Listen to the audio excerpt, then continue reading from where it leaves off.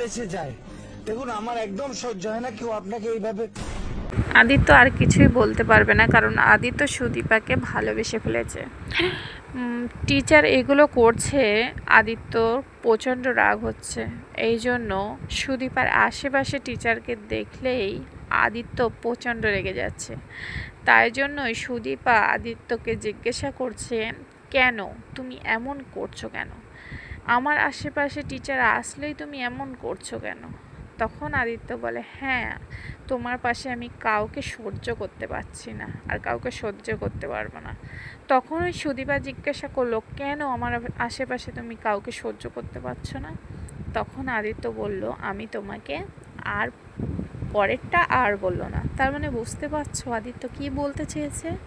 হ্যাঁ বন্ধুরা, আদিত্য এবং সুদীপার ভালোবাসা তৈরি হচ্ছে। তোমরা কে কে চাও আদিত্য সুদীপাকে ভালোবাসুক এবং সুদীপা আদিত্যকে কমেন্ট করে জানাবে। খুব সুন্দর হতে চলেছে নাটকটি এবারে।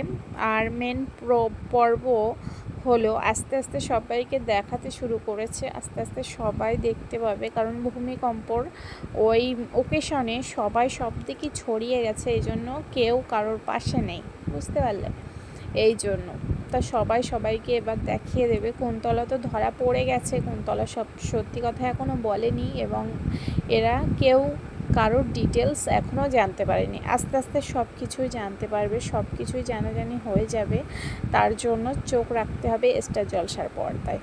তা কেমন লেগেছে ভিডিওটি কমেন্ট করে জানাবে। আর ভিডিওটি যদি ভালো লেগে থাকে লাইক কমেন্ট শেয়ার করবে, আর কমেন্টে জানাবে কে কে আদিত্য সুদীপার ভালোবাসা নিয়ে কমেন্টে জানাবে।